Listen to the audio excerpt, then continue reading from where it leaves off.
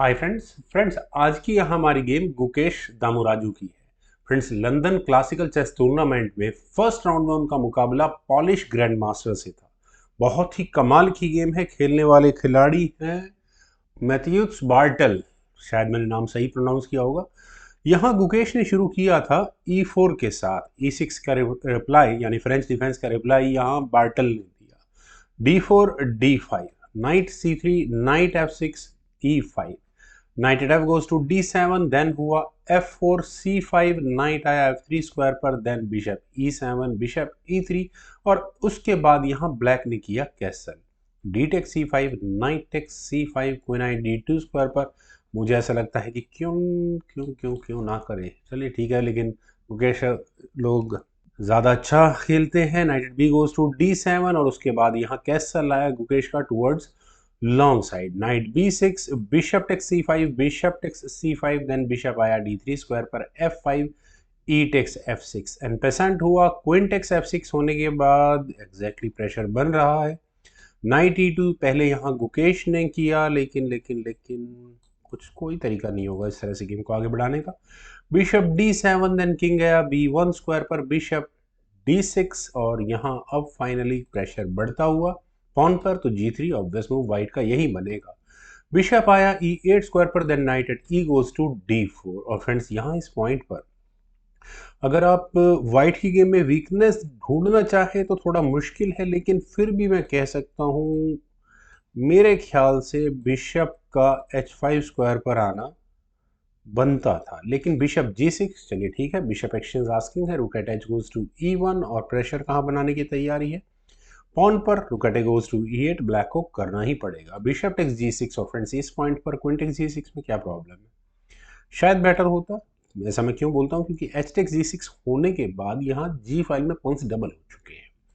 B3, then हुआ E5, F takes E5, bishop takes E5, knight takes E5, rook takes E5, rook takes E5, queen takes E5। Finally काफी board से material off हो चुका है। रुका E1 square पर, queen पर attack बना गई F6 स्क्वायर पर, देन हुआ F4, नाइट D7। फ्रेंड्स यहाँ नाइट का D7 स्क्वायर पर न लाकर अगर ब्लैक अपनी क्वीन को F2 स्क्वायर पर ले आए, क्वीन एक्सचेंज की कोशिश करे, खैर एडवांस पोजीशन मिलती है यहाँ से, पर कोई नहीं। वाइट ने यहाँ अपने नाइट को B5 स्क्वायर पर प्लेस किया और ऐसा करने के बाद प्रॉब्लम क्या है, प्रॉब्लम है नाइट अटैक लगा रहा है यहाँ से E7 पॉन पर और क्वीन चेक दे रही है D5 पॉन को लेने के बाद, और उसके बाद नाइट भी एलिमिनेट होता है। तो एक ही सॉल्यूशन है, क्वीन को C6 स्क्वायर पर लेकर जाओ, यानी कि लॉस को मिनिमाइज करो, और वही यहाँ हुआ। गुकेश ने यहाँ नाइट टेक्स A7 के ऑप्शन को चुना, क्वीन पर अटैक बना गई C5 स्क्वायर पर, देन हुआ नाइट B5। और फ्रेंड्स यहाँ तक इस गेम में लगभग सब कुछ ठीक था। क्वीन ऐसे स्क्वायर पर आ चुकी है जो परेशान करने के लिए तो काफ़ी रहने वाली है। मेरे ख्याल से रुक F2 एक अच्छी ऑप्शन हो सकती थी, लेकिन हाँ, रुक E2 लग जाता है इसमें। रुक एक्सचेंज हो जाते हैं, फिर उसके बाद थ्रेट क्या है, नॉट एग्जैक्टली चेक देकर नाइट को लेने की है, किंग हटाना पड़ेगा। यार जो हुआ नहीं उसका क्या देखना। यहाँ रुक आया C8 स्क्वायर पर, प्रेशर तो बनाया, लेकिन ये मूव वाकई में क्वेश्चनेबल है, ऐसा मैं क्यों कह सकता हूँ। B4 हुआ, क्वीन पर अटैक बना, क्वीन गई F8 स्क्वायर पर। इस मूव को एक्सपेक्ट नहीं किया जा सकता था।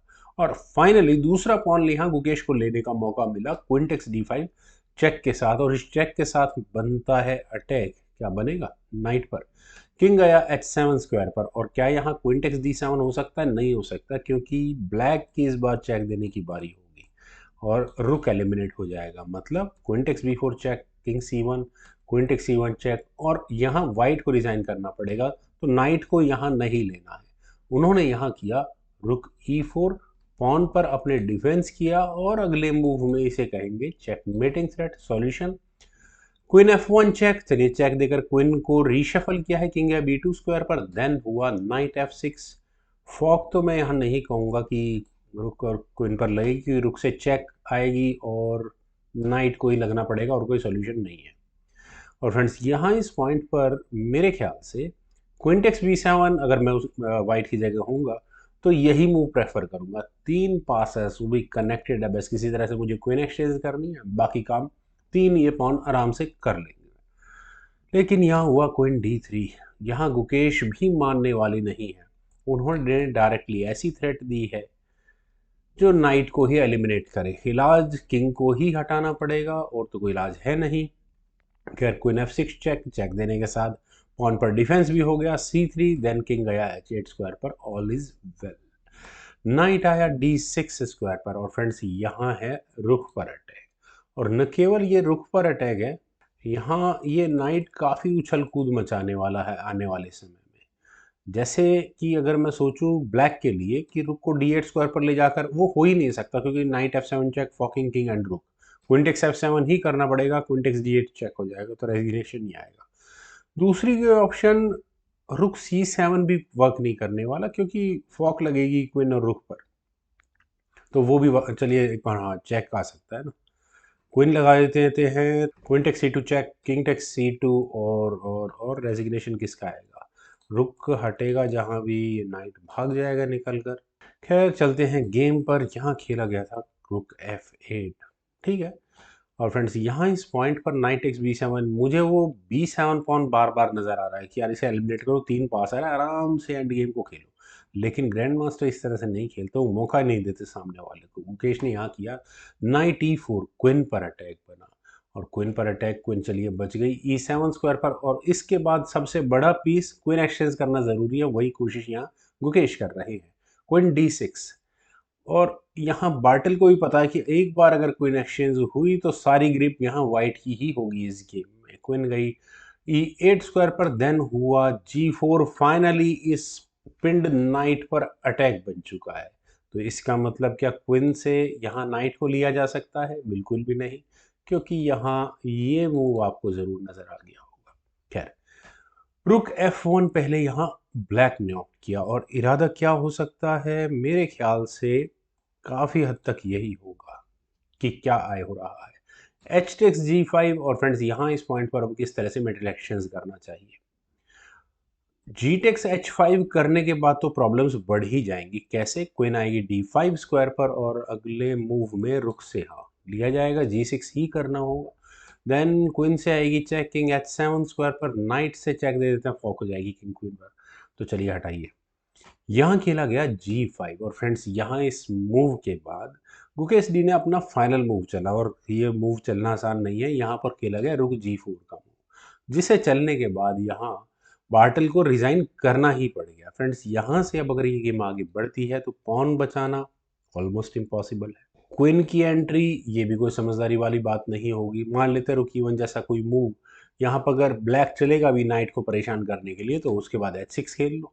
H6 क्यों? क्योंकि रुक टेक्स E4 नहीं हो सकता। Rook takes E4, then queen takes E4, दो क्वीन F8 चेक, और ये होगी चेकमेट। तो क्या करा जाएगा?